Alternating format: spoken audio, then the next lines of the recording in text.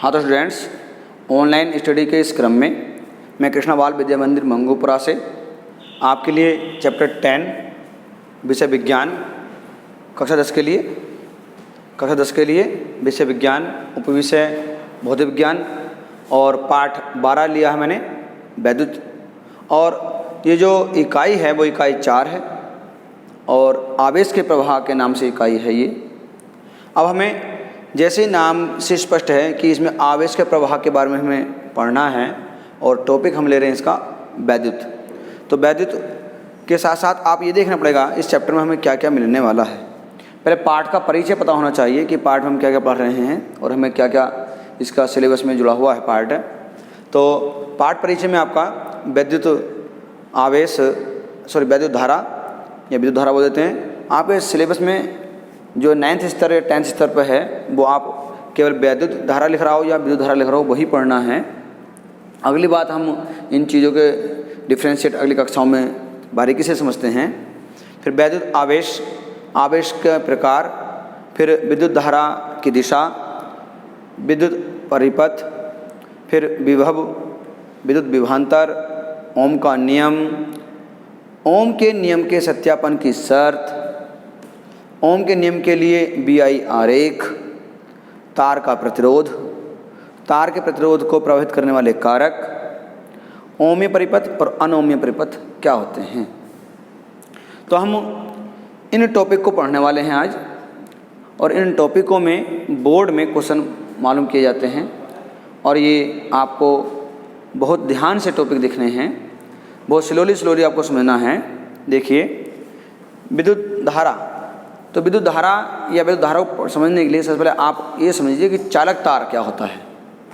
तो हम चालक तार की बात यहाँ कर रहे हैं। तो चालक तार क्या है? जिसमें से कोई आवेश प्रवाह हो सकता है। अब मैंने चालक तार की बात करी तो हम उससे पहले यदि पदार्थ पढ़ लें तो पदार्थ की आवश्यकता हमें पढ़ने की यहाँ पर। तो पदार्थ हम जो है अपने केमिस्ट्री लैंग्वेज के आधार पर जो है 3 प्रकार के पदार्थ पढ़ लेते हैं, ठीक।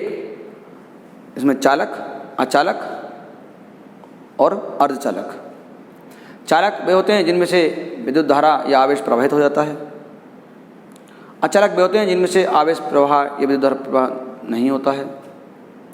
अर्धचालक वे होते हैं जिनमें चालक और अर्धचालक के गुण मिक्स होते हैं, अर्थात मिले हुए होते हैं। सामान्य ताप पर तो वे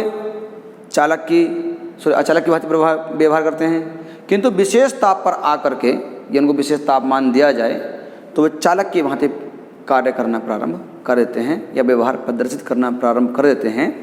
तो चालक की मैं बात करूं, यहाँ पर सभी धातुएं होती हैं, सब चालक होती हैं, जैसे लोहा, तांबा, ठीक, और सिल्वर,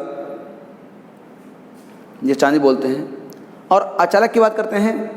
अचालक में जिनमें आवेश प्रवाह हो नहीं सकता, जैसे सूखी लकड़ी, पत्थर, मेज कुर्सी आदि, कोयला।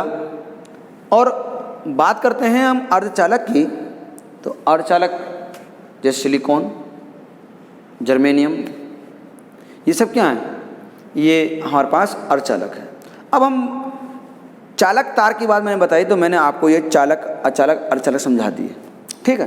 तो चालक तार की बात कर रहे हैं तो हम उसी चालक तार की बात कर रहे हैं जिनमें से आवेश प्रवाह हो रहा है। तो हम एक चालक तार मान लिया, ये AB कोई चालक तार है और हमने इसका संबंध बाह्य बैटरी से कर दिया। तो हमने बैटरी से संबंध करने के बाद इसमें यदि आवेश का प्रवाह हो जाए, तो ये चालक होगा। आवेश को हम लिखते हैं Q से, यहाँ लिख देता हूँ मैं आपको, देखो पहले से आपको याद रहेगा। आवेश को हम Q से डिनोट करेंगे यहाँ पर, और वैद्युत धारा को I से डिनोट करेंगे। आप यहाँ पर कैपिटल I भी ले सकते हैं और Q को आप कैपिटल Q भी ले सकते हैं अकॉर्डिंग टू अपनी हेल्प के अनुसार, सही है।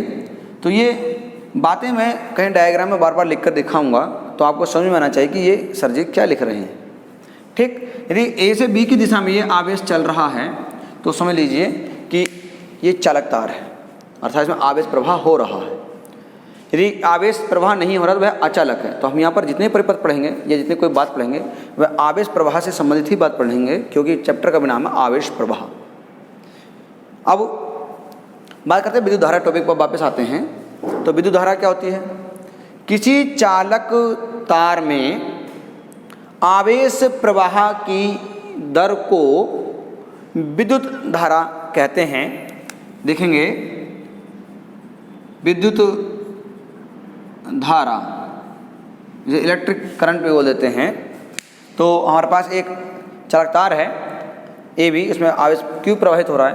मान लिया कि इसमें जो समय लिया गया है वो समय T है, जितनी देर तक इसमें तार ए बी में या चालक तार ए बी में आवेश प्रवाहित हुआ है। तो आपने आवेश और समय की बात करी है, तो परिभाषा इससे बन जाती है क्या? विद्युत धारा बराबर आवेश बटे समय। तो परिभाषा दोबारा रिपीट कर लेते हैं। विद्युत धारा किसे कहते हैं? परिभाषा देखेंगे, किसी चालक तार में आवेश प्रवाह की दर को विद्युत धारा कहते हैं। इसे स्मॉल आई से या कैपिटल आई से शो कर सकते हैं। आवेश को लिखते हैं हम Q से, वो समय लिखते हैं T से। तो सूत्र बन जाएगा इसका आपका I बराबर Q/T। ठीक। अगर हम मात्रक की बात करते हैं इसकी, तो मात्रक की बात करेंगे तो मात्रक मैंने आपको बताया था निकालना कि विद्युत धारा का मात्रक, विद्युत धारा का मात्रक, इस फॉर्म में जो जो चीज़ें इन्वॉल्व हैं उनके मात्रक लिख लेते हैं। ऊपर क्या है? Q अर्थात आवेश का मात्रक, नीचे है T अर्थात समय, समय का मात्रक लिख देंगे। आवेश का मात्रक होता है बच्चों कूलाम, उस समय का होता है सेकंड। तो कूलाम प्रति सेकंड आपका इसका ये मात्रक हो जाएगा। एक अन्य मात्रक भी होता है इसका, या इसको हम एम्पियर लिख देते हैं। ठीक। तो आपने परिभाषा पढ़ ली इसकी और मात्रक पढ़ा। अब बात करते हैं राशि की बात करें, क्योंकि जो परिभाषा लिखते हैं तो परिभाषा में आपको परिभाषा के साथ साथ सूत्र, उसका मात्रक, उसकी राशि लिखनी होती है। तो बच्चों ये राशि होती है अदिश। मैं आपको सदिश अदिश प्राय पढ़ा चुका हूँ। ठीक है, चलिए अब हमने एक टॉपिक कंप्लीट किया। अब बात करते हैं वैद्युत आवेश की। वैद्युत आवेश क्या होता है? अब जैसे हमने अभी फॉर्मूला पढ़ा था I बराबर Q/T का, तो यदि मैं आपको एक बात यहाँ पर नोट दोबारा से करा दूँ वैद्युत आवेश के लिए,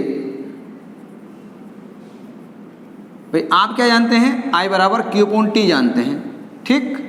यदि मैं Q को इधर ले लूँ और इसकी क्रॉस मल्टीप्लाई कर लूँ तो I × T हो जाएगा। Q होता है आपके पास आवेश, I होता है विद्युत धारा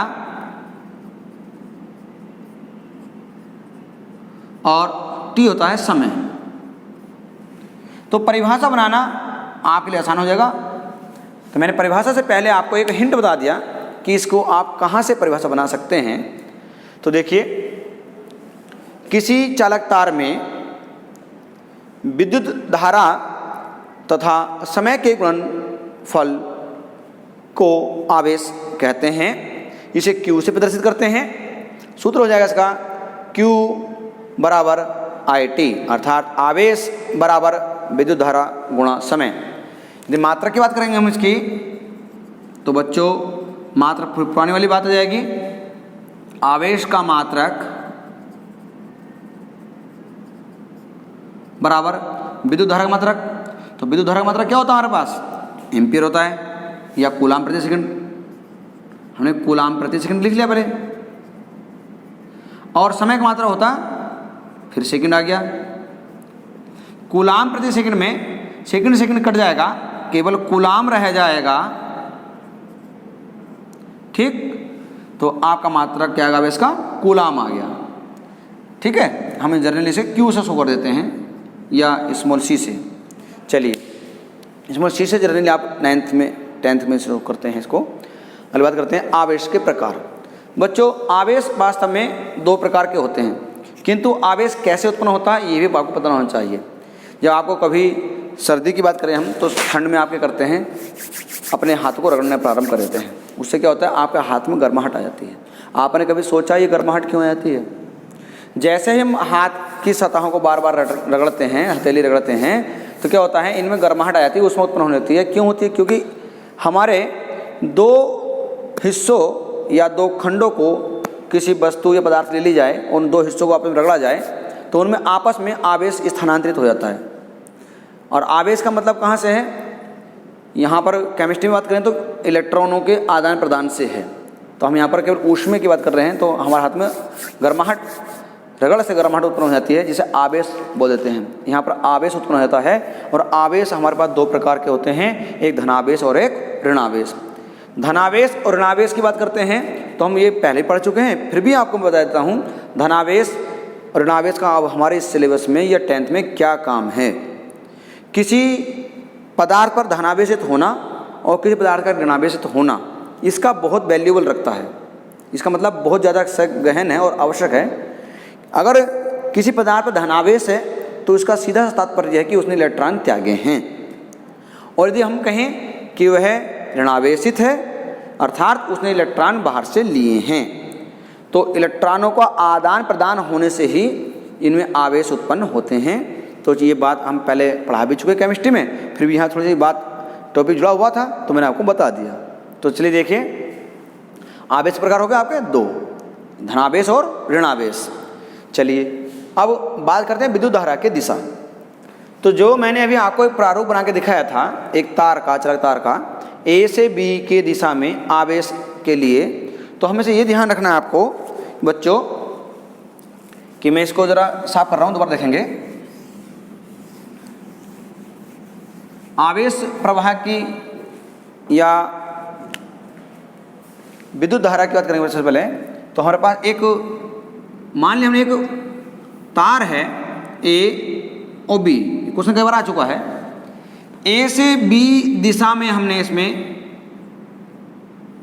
एक बैटरी को जोड़ दिया है।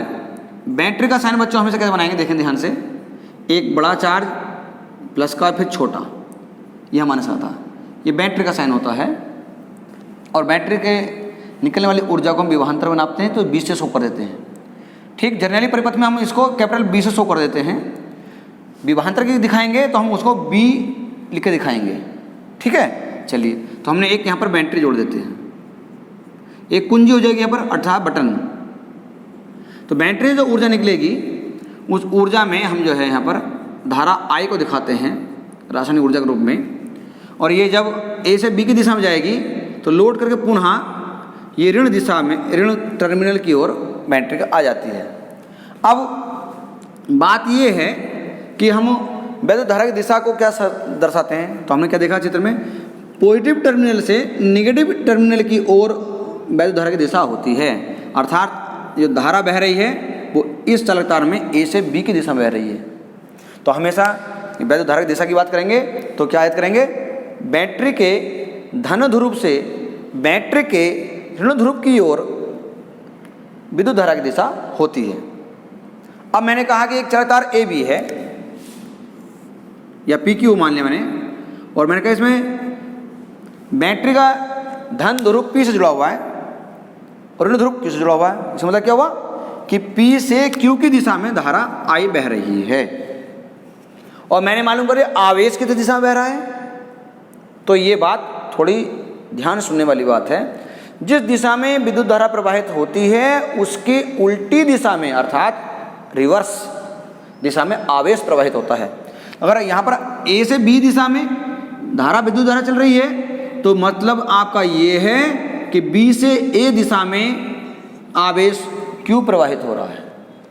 ये विकल्प कई बार बोर्ड में भी और होम एग्जाम में भी मालूम कर लिया जाता है और मालूम हर बार होता है।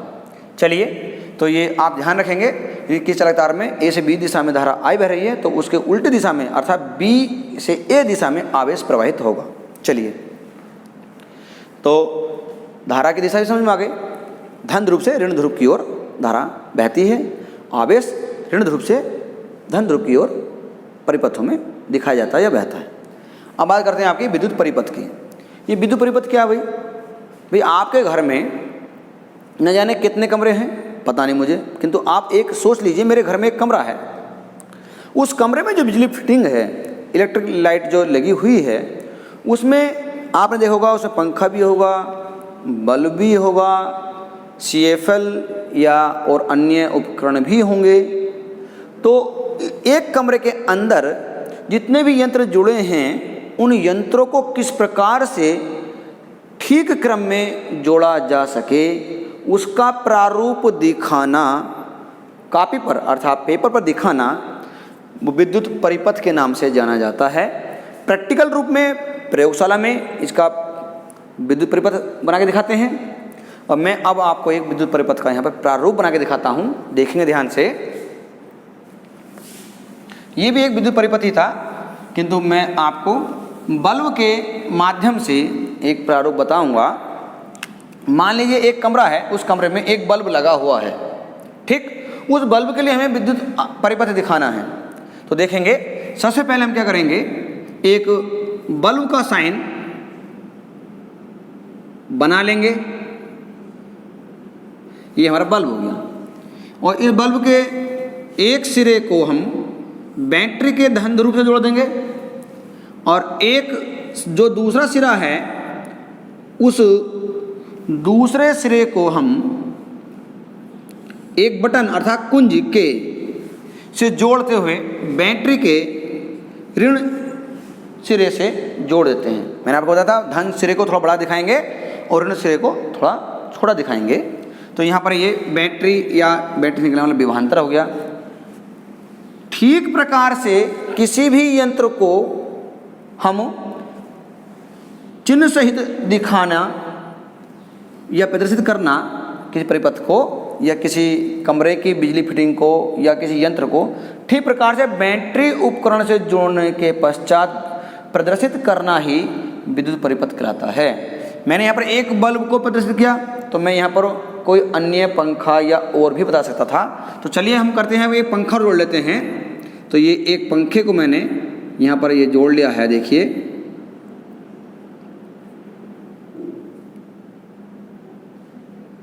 ये मैंने यहाँ पर एक पंखा जोड़ लिया, ठीक। तो ये आपके पास यहाँ से यहाँ तक दिशा में B से निकलते हुए धारा I चली, बल्ब में पहुँची, बल्ब से घूमते हुए ये पंखे में आई और पंखे के टर्मिनल से होती हुई ये लास्ट में कुंजी के बटन की ओर आते हुए बैटरी में पुनः प्रवेश हुई। ये एक आपका विद्युत परिपथ हुआ जिसमें मैंने एक बल्ब और एक पंखे को प्रदर्शित किया है। बोर्ड में एक लॉन्ग क्वेश्चन आता है जो किस प्रकार से आता है, जरा सुनेंगे ध्यान से। अपने घरेलू सिस्टम में अर्थात घर में उपकरण उपयोग किए जाने वाले हैं, उन उपकरणों का एक आप प्रारूप बना के दिखाइए, विद्युत परिपथ बना के दिखाइए, जिसमें एक पंखा, दो बल्ब, एक फ्रिज जुड़ा हुआ हो। तो आप मेन स्विच से उसको किस प्रकार से जोड़ेंगे और किस प्रकार से बनाएंगे, ये हम अगले टॉपिक में जोड़ेंगे, अगले वीडियो में जोड़ेंगे इस पार्ट को, क्योंकि बहुत विस्तृत टॉपिक आएगा समझाने के लिए। ये आपको अभी से अभ्यास करना, एक बार पढ़ लेना आप, जब अगले टॉपिक आएगा उसको मैं उसमें जोड़ दूंगा, पहले आप पढ़ना इसको। तो एक तो विद्युत परिपथ हुआ। अब आता है विद्युत परिपथ में जितना वो कहे उतनी इसमें सिस्टम जोड़ते चले जाते हैं। अब विद्युत परिपथ को बढ़ाना होता है तो दो चीज़ों को ध्यान रखनी पड़ती है। अमीटर और वोल्ट मीटर भी कभी कभी कह देता है, तो अमीटर और वोल्ट मीटर को भी जोड़ते हैं। अमीटर को हमेशा श्रेणी क्रम में जोड़ते हैं और अमीटर को हमेशा समांतर क्रम में जोड़ते हैं। ये भी आपको ध्यान रखने वाली बात है। ऑब्जेक्टिव प्रश्न में ये प्रश्न भी मालूम कराया जाता है। ये टॉपिक आपका ओमी परिपथ में जुड़ने वाला है, जो मैं पढ़ाऊंगा अभी। देखिए विभव की बात करते हैं। अब विभव क्या है, हमने अभी आवेश पढ़ा। आवेश को किसी अनंत स्थान से अर्थात कोई दूर जगह से, अनंत क्या होता है पहले ये समझिए। मैं यहाँ पर खड़ा हूँ, मुझसे अगले या मेरी दृष्टि से आगे की ओर जितनी भी दूरी है वो सब अनंत की ओर गणना में आती है। चाहे मैं उसको 1 किलोमीटर देख पा रहा हूँ या उससे अधिक किलोमीटर देख पा रहा हूँ। तो हमारी आँखों से जो अनंत विस्तार सामने हैं और वहाँ तक देखने वाले बिंदु को हम अनंत कह देते हैं। तो हम अनंत की बात फिजिक्स में भी इसलिए कर रहे हैं क्योंकि हम एक आवेश को अनंत से किसी विद्युत क्षेत्र के अंदर लाएंगे। विद्युत क्षेत्र क्या होता है? किसी इलेक्ट्रिक के कारण उत्पन्न क्षेत्र, आकर्षित क्षेत्र। तो देखिए एक यहाँ पर हमारे पास एक क्षेत्र है विद्युत क्षेत्र, इसमें अनंत से अर्थात बाहर से एक हम आवेश ला रहे हैं। आवेश है Q। ये इस Q आवेश को मैं इस विद्युत क्षेत्र के भीतर किसी बिंदु तक ले आया हूं और बिंदु का नाम है A। तो मैं इस आवेश को यहां तक लाने में कुछ ना कुछ मुझे कार्य करना पड़ा होगा। तो मान लिया वह कार्य W है और जो आवेश है उसका मान या मात्रा Q है। तो किसी आवेश को या एकांक आवेश को विद्युत क्षेत्र के भीतर किसी बिंदु तक लाने में जो कार्य किया जाता है या करना पड़ता है और आवेश के मान की निष्पत्ति या अनुपात को ही विद्युत विभव या B कहते हैं। विद्युत विभव को B से शो करते हैं। तो सूत्र क्या बनेगा आपका? विद्युत विभव बराबर कृत कार्य अपॉन आवेश। तो आपका ये फॉर्मूला बन गया। इस फॉर्मूले का प्रयोग विस्तृत रूप में आप न्यूमेरिकल रूप में भी करने वाले हैं जब हम कार्य को पढ़ेंगे। चलिए अब बात करते हैं विभवांतर। मैंने अभी विद्युत विभव की बात करी थी तो मैंने एकांक आवेश को विद्युत क्षेत्र के भीतर केवल एक बिंदु तक लेकर आया। लाने में कितना कार्य किया? W किया। उस आवेश के मान अर्थात Q के अनुपात या निष्पत्ति को ही विभव मैंने बताया। अब मैं इस बिंदु को एक बिंदु ना मान करके A से B तक लेके जा रहा हूँ। इस विभव को A से B तक लेके जा रहा हूँ। तो मुझे अब 2 जगह कार्य करना पड़ेगा। बिंदु इस आवेश को विद्युत क्षेत्र के भीतर बिंदु A से B तक लाने में भी कार्य करना पड़ेगा, पहले A तक फिर B तक। तो इन 2 बिंदुओं के बीच जो कार्य करना पड़ा, ठीक, वह और इस आवेश के निष्पत्ति को या अनुपात को ही विभवांतर कह देंगे। VA माइनस के VB बराबर W upon delta W upon Q, या आप डेल्टा V बराबर delta W upon Q। Delta अंतर को शो करता है। हमने A से B तक कितना कार्य करना पड़ा इसके संबंध में बात करेंगे और जो कार्य आया उसका अंतर और आवेश की निष्पत्ति के हुई हम विभवांतर बोलते हैं। तो किन्हीं 2 बिंदुओं के बीच अनंत से किसी आवेश को लाने में जो कार्य करना पड़ता है और आवेश के मान की निष्पत्ति को या अनुपात को ही हम क्या बोलते हैं? विभवांतर बोलते हैं। चलिए अगला टॉपिक आएगा। इसमें हम अगला टॉपिक बता रहे हैं आपको ओम का नियम। तो देखिए ओम का नियम में हम क्या करेंगे। एक साइंटिस्ट थे ओम, उन्होंने ये देखा कि जो चालक तार होते हैं, चालक तार में जो विद्युत धारा प्रवाहित होती है, तो विद्युत धारा के मार्ग में चालक तार के पदार्थ कुछ अवरोध उत्पन्न करते हैं। अर्थात विद्युत धारा उन अवरोधों से या पदार्थ के कणों से टकरा करके आगे बढ़ती है। अब इन विद्युत धारा के मार्ग में जो अवरोध उत्पन्न होता है, अवरोध उत्पन्न होने के कई कारण हो सकते हैं।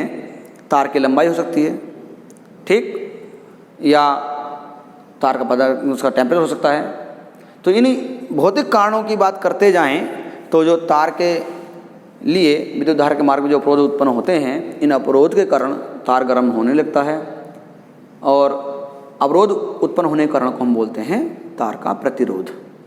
चलिए अब ये तो बात थी सामान्य बात, किंतु प्रतिरोध के लिए उन्होंने एक अलग से फॉर्मूला विकसित किया और उस फॉर्मूले को प्रूवमेंट करने के लिए उन्होंने सत्यापन भी दिया है। प्रयोग करने के बाद सत्यापन भी बताया जो हमारे सिलेबस में जुड़ा हुआ है। उस सत्यापन या उस फॉर्मूले को हम बोलते हैं क्या? ओम का नियम। ओम का नियम किन किन के लिए है ये भी समझने की जरूरत है बच्चों। कांस्टेंटन मैग्निन और यूरेका, ये 3 आप नाम ध्यान से याद कर लीजिए। कॉन्स्टेंटन, मैग्निन और यूरेका, ये ऐसे चालक तार हैं जिनके द्वारा ओम के नियम का बिल्कुल सटीक सत्यापन किया जाता है। उन्होंने क्या किया, जरा देखेंगे।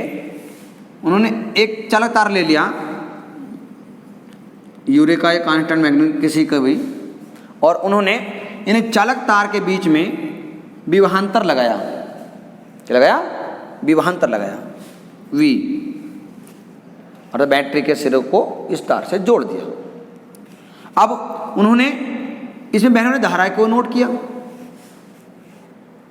ठीक, और उन्होंने ये शर्त रख दी कि इस चालक तार के भौतिक अवस्थाएं ना बदली जाएं। ये भौतिक अवस्थाएं क्या हो गई भाई? भौतिक अवस्था में आपको कुछ याद करना है।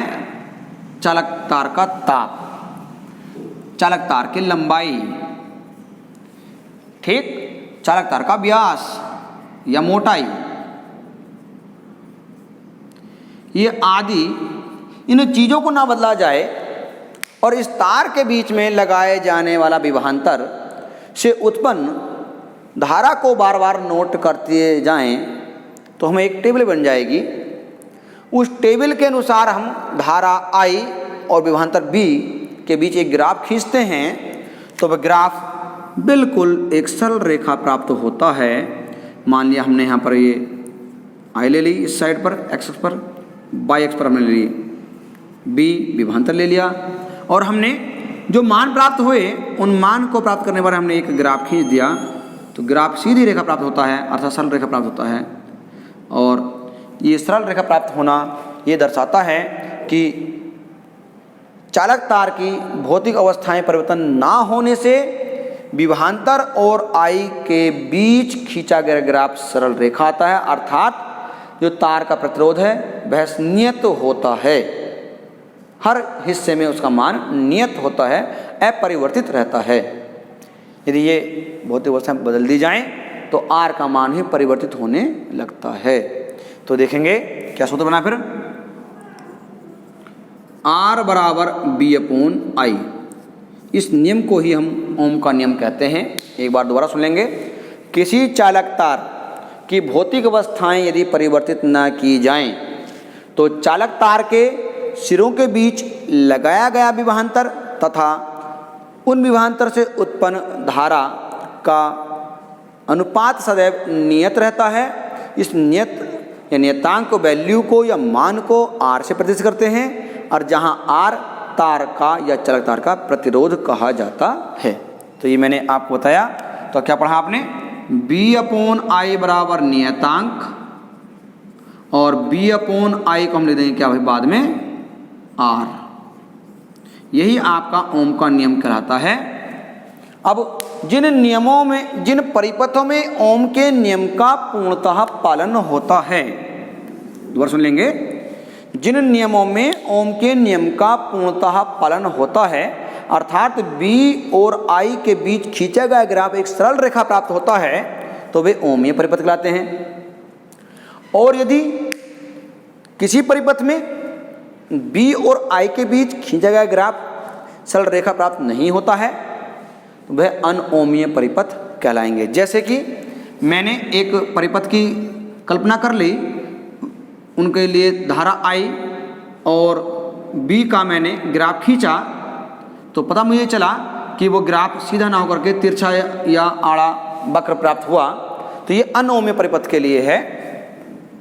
ये अनओमीय परिपथ को दर्शा रहा है और ये ओमीय परिपथ को दर्शा रहा है। ठीक है, चलिए अब हमने ओमीय परिपथ भी पढ़ लिया, अनओमीय परिपथ भी पढ़ लिया। ये BI ग्राफ मैंने आपको लिख के दिया है, पर उससे पहले मैंने ओम के नियम की सत्यापन शर्त कही थी। तो शर्त आपको बच्चों यही है कि B और I के बीच खींचा ग्राफ सरल रेखा होना चाहिए। बस यही शर्त आपको याद रखनी है। शर्त और भी है इस साथ में, किंतु आपको केवल ये रखना कि ओम के नियम का सत्यापन करने के लिए B और I के बीच खींचा गया ग्राफ सरल रेखा आनी ही चाहिए, ये आपका शर्त है। चलिए अब बात करते हैं ओम के नियम के लिए BI ग्राफ। जैसे मैंने आपको बताया